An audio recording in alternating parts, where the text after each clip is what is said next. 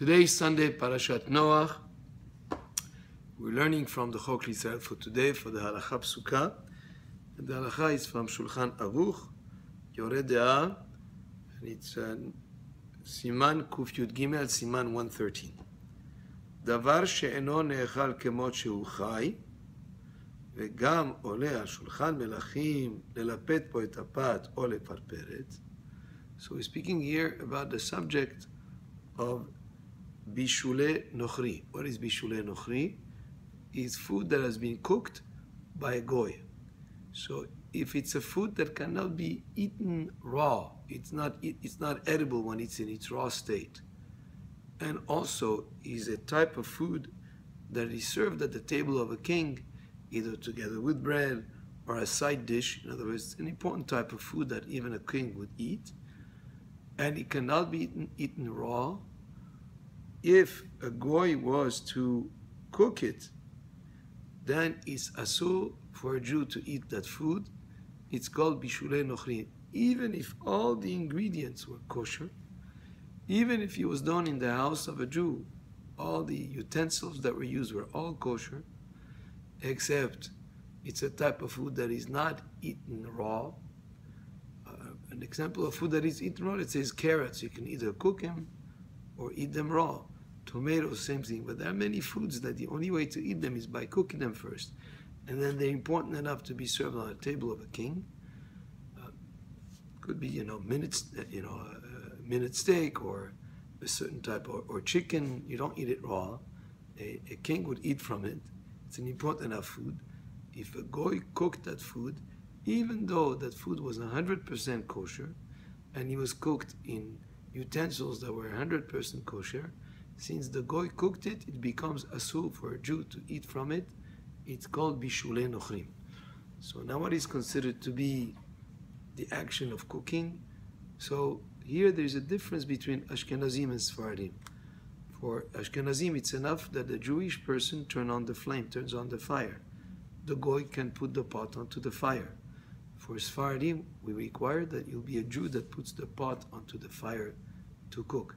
If the goy put it onto the fire, then that would be something that would be not acceptable according to Sephardic standards.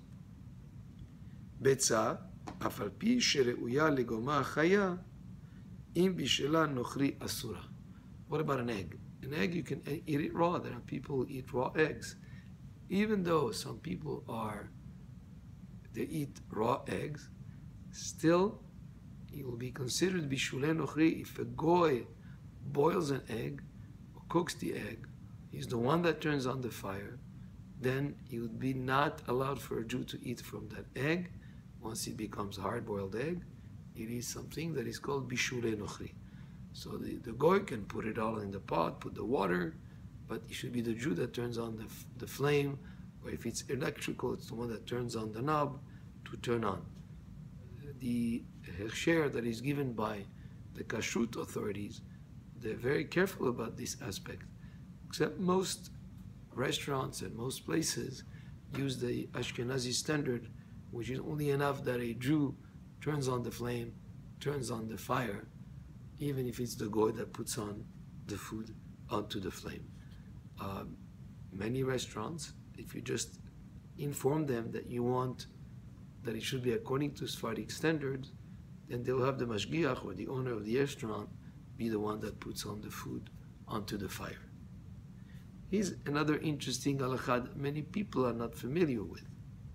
כלים שבישל בהם הנוכרי לפנינו, דברים שיש בהם משום בישולי נוכרי, צריכים הכשר. If it's a utensil that was used by a goy to cook something that this rule of Bishulei Nochri applies to. For instance, he cooked some chicken or fried an egg for himself, for the goy himself, not for the Jew. He used a utensil that belongs to a Jew that is a kosher utensil in the home of the Jew. So there's no problem about the ingredients. But because he used it and cooked in it a type of food that would be restricted for a Jew to eat from it, that utensil that we use to cook that food becomes a utensil that needs to be kosherized before it's used again by a Jew. It's a halakha that is not very well known, but it's important halakha to know. So if you have a maid, even if it's some food that needs to be cooked for her to eat, you should be the one that turns on the flame or that puts the food onto the fire, because if she was the one to do that, to put the food on the fire, turn on the flame, according to Ashkenazi standard, or put the food on the fire according to Sephardic standard, just by her cooking that food, even though no Jew would consume it, she made that utensil that needs to be kosherized by the rules of kosherizing the utensils. We may need hagala, which is putting in hot boiling water, and it's an important halakha to be familiar with. And in general, yes, the maids can help prepare, peel the vegetables, wash, prepare all the food, get it all, even put it in the pot. But the person to put the pot onto the fire should be the Jewish person according to Sephardic standards. And according to Ashkenazi standard, the Jew should be the one to turn the flame on. Baruch Adonai le'olam. Amen ve'amen.